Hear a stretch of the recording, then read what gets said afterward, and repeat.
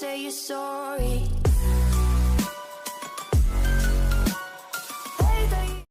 Assalamualaikum warahmatullahi wabarakatuh. Perkenalkan, nama saya Suryanti, NIM 230 250 501068. Jurusan Sistem Informasi, Fakultas Ilmu Komputer, Universitas Tomakaka Mamuju. Di sini saya akan membawakan materi sistem operasi yaitu deadlock. Sebelum memasuki materi, saya mengucapkan terima kasih kepada dosen pengampu mata kuliah ini, yaitu Bapak Christian Eskom Mkom yang telah memberikan tugas ini. Baiklah, langsung saja kita lanjut ke materi.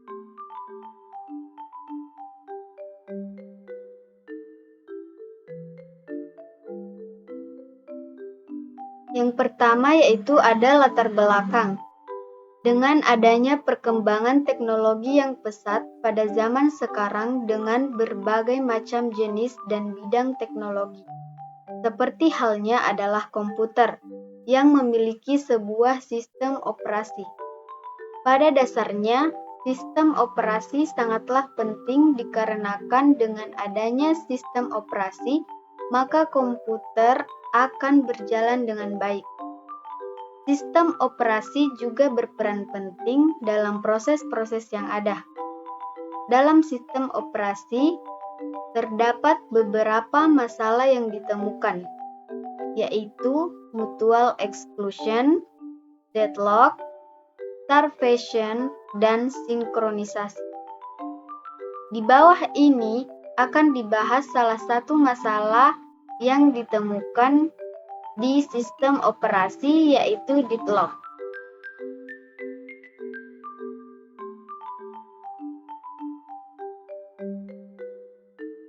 Kemudian pengertian deadlock.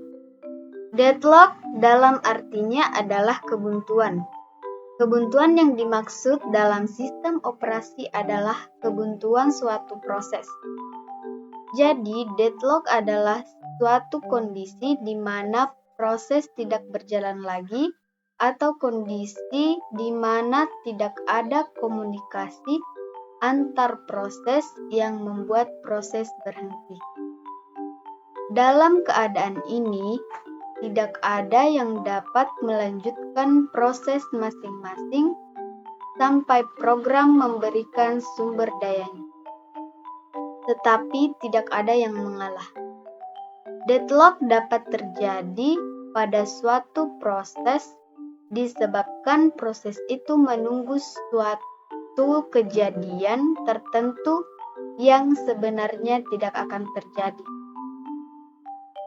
Suatu proses dapat dikatakan berada dalam deadlock apabila setiap proses yang ada menunggu suatu kejadian yang hanya dapat dilakukan proses lain dalam himpunan tersebut. Deadlock adalah efek samping dari sinkronisasi, di mana satu variabel digunakan oleh dua proses. Kejadian deadlock selalu tidak lepas dari sumber daya, bahwa hampir seluruhnya merupakan masalah sumber daya yang digunakan bersama-sama.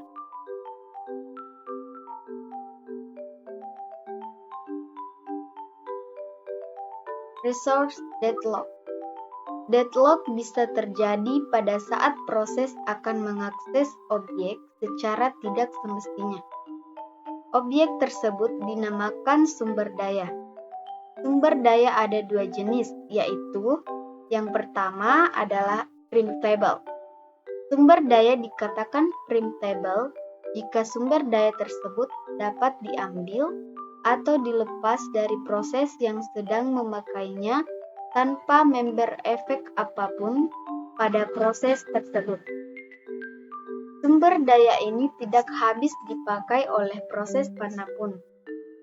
Tetapi setelah proses berakhir, sumber daya ini dikembalikan untuk dipakai oleh proses lain yang sebelumnya tidak kebagian sumber daya ini. Itu non-printable. Pada sumber daya jenis ini, sumber tidak dapat diambil dari proses yang sedang membawanya karena akan menimbulkan kegagalan komputasi. Printer adalah salah satu contohnya. Jika suatu proses sedang menggunakan printer untuk mencetak sesuatu dari proses lain, sumber daya jenis ini biasanya berpotensi terjadinya deadlock.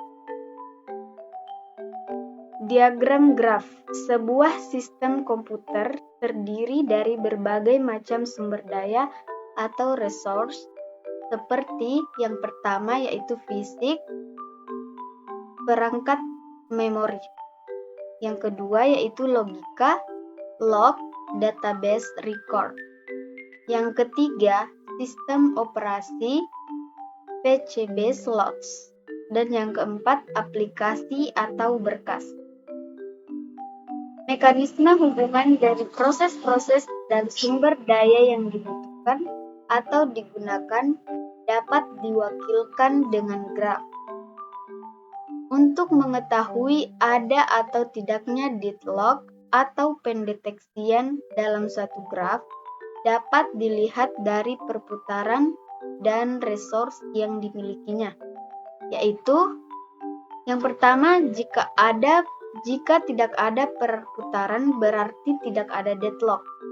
Dan yang kedua, jika ada perputaran, ada potensi terjadinya deadlock.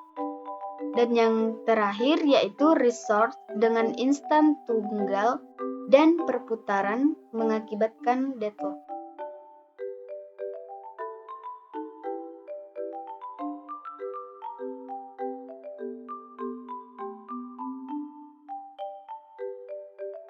Penyebab deadlock. Terdapat beberapa keadaan yang dapat menyebabkan deadlock, di antaranya yang pertama yaitu mutual exclusion atau mutual exclusion kondisional. Hanya ada satu proses yang boleh memakai sumber daya, dan untuk proses lain harus menunggu hingga sumber daya yang dipakai dilepaskan atau tidak ada proses memakai sumber daya. Yang kedua yaitu kondisi genggam dan tunggu atau hold and wait. Proses yang sedang memakai sumber daya meminta sumber daya lagi. Hal ini akan menyebabkan kelaparan atau kekurangan sumber daya sebab dapat saja sebuah proses tidak mendapat sumber daya dalam waktu yang lama. Yang ketiga yaitu kondisi non-preemption atau non-preemption condition. Sumber daya yang ada pada sebuah proses tidak boleh diambil begitu saja oleh proses lainnya. Untuk mendapatkan sumber daya, maka harus melepaskan terlebih dahulu oleh proses pemegangnya. Selain itu juga, seluruh proses menunggu dan mempersilahkan hanya proses yang mempunyai sumber daya yang diperbolehkan. Yang keempat yaitu kondisi menunggu secara sirkuler atau circular wait condition. Kondisi seperti rantai yaitu sebuah proses membutuhkan sumber daya yang dipegang proses berikutnya. Kondisi untuk terjadinya deadlock yang pertama yaitu terjadi deadlock jika terdapat ketiga kondisi itu, tetapi adanya ketiga kondisi itu belum berarti terjadi deadlock. Yang kedua, deadlock benar-benar terjadi bila syarat keempat terpenuhi. Kondisi keempat merupakan keharusan bagi terjadinya deadlock. Dan yang ketiga yaitu deadlock bisa terjadi pada saat proses akan mengakses objek seperti file, device, dan lain-lain secara tidak semestinya. Objek tersebut dinamakan resource.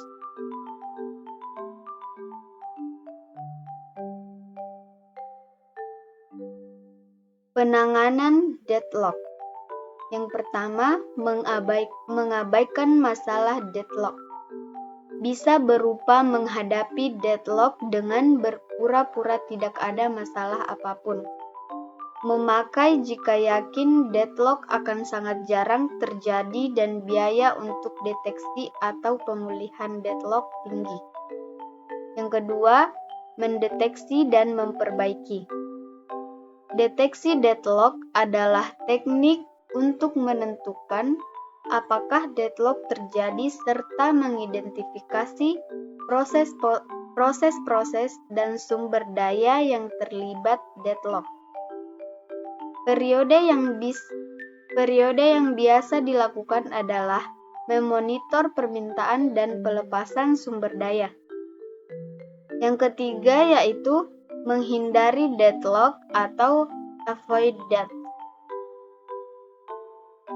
Menghindari deadlock dengan cara hanya memberi akses ke permintaan sumber daya yang tidak mungkin menimbulkan deadlock.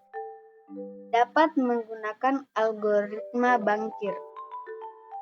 Menurut Dijkstra 1965, algoritma penjadwalan dapat menghindari deadlock dan algoritma penjadwalan itu lebih dikenal dengan sebutan algoritma bangkir. Algoritma ini dapat digambarkan sebagai seorang bankir yang berurusan dengan kelompok orang yang meminta pinjaman. Jadi kepada siapa dia dapat memberikan pinjamannya. Dan setiap pelanggan memberikan batas pinjaman maksimum kepada setiap pinjaman dana. Secara umum, algoritma mempunyai 4 struktur data, yaitu yang pertama tersedia, jumlah sumber daya atau dana yang tersedia. Yang kedua yaitu maksimum, jumlah sumber daya maksimum yang diminta oleh setiap proses. Yang ketiga yaitu alokasi, jumlah sumber daya yang dibutuhkan oleh setiap proses.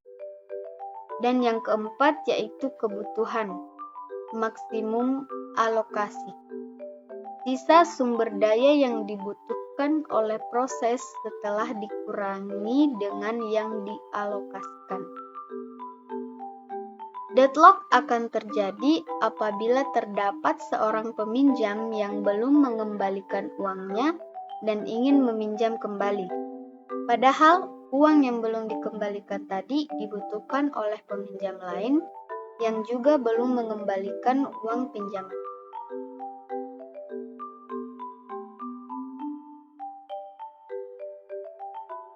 Berikut adalah beberapa kelemahan algoritma bangkir Tannenbaum 1992, Stallings 1995, dan Deitel 1990 adalah sebagai berikut. Yang pertama yaitu sulit untuk mengetahui seluruh sumber daya yang dibutuhkan proses pada awal eksekusi. Yang kedua, jumlah proses yang tidak tetap dan berubah-ubah. Dan yang ketiga yaitu sumber daya yang tadinya tersedia dapat saja menjadi tersedia kembali. Keempat yaitu proses-proses yang dieksekusi haruslah tidak dibatasi oleh kebutuhan sinkronisasi antar proses. Dan yang terakhir yaitu algoritma ini menghendaki memberikan semua permintaan selama waktu yang berhingga.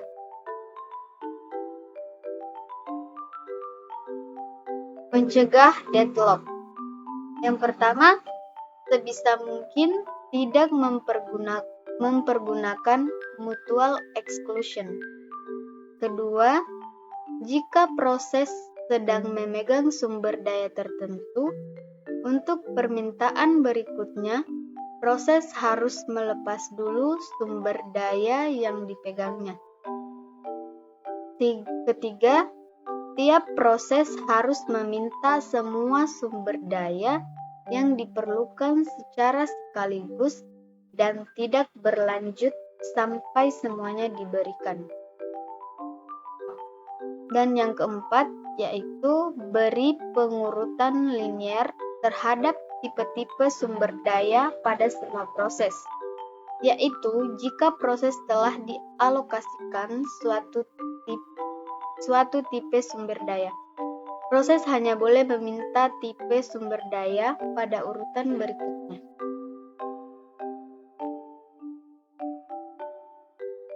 Menghindari deadlock. Metode ini adalah dengan hanya memberi kesempatan ke permintaan sumber daya yang tidak mungkin akan menyebabkan deadlock. Metode ini memeriksa dampak pemberian akses pada suatu proses.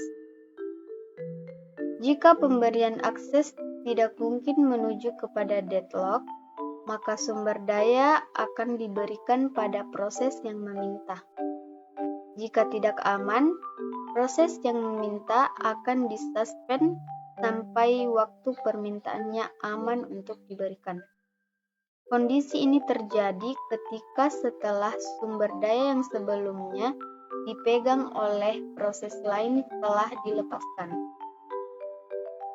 Kondisi aman yang dimaksudkan selanjutnya disebut sebagai safe state, sedangkan keadaan yang tidak memungkinkan untuk diberikan sumber daya yang diminta disebut unsafe state. Yang pertama, kondisi aman atau safe state. Suatu keadaan dapat dinyatakan sebagai safe state jika tidak terjadi deadlock dan terdapat cara untuk memenuhi semua permintaan sumber daya yang ditunda tanpa menghasilkan deadlock, dengan cara mengikuti urutan tertentu. Yang kedua yaitu kondisi tak aman atau unsafe state. Suatu state dinyatakan sebagai state tak selamat atau unsafe state jika tidak terdapat cara untuk memenuhi semua permintaan yang saat ini ditunda dengan menjalankan proses-proses dengan suatu urutan.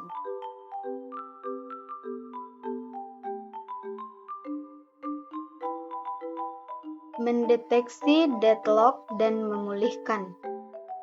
Metode ini menggunakan pendekatan dengan teknik menentukan apakah deadlock sedang terjadi serta proses-proses dan sumber daya yang terlibat dalam deadlock tersebut.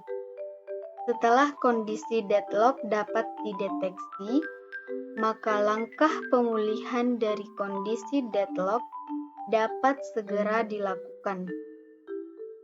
Langkah pemulihan tersebut adalah dengan memperoleh sumber daya yang diperlukan oleh proses-proses yang membutuhkannya.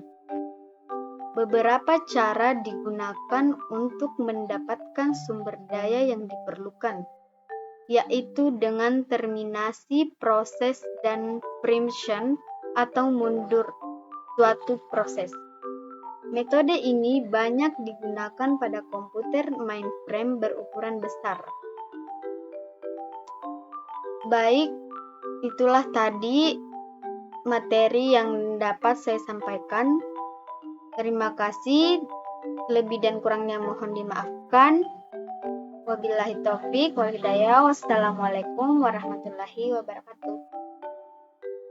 Everybody asking how we doing, say we good. Don't need no one to tell me how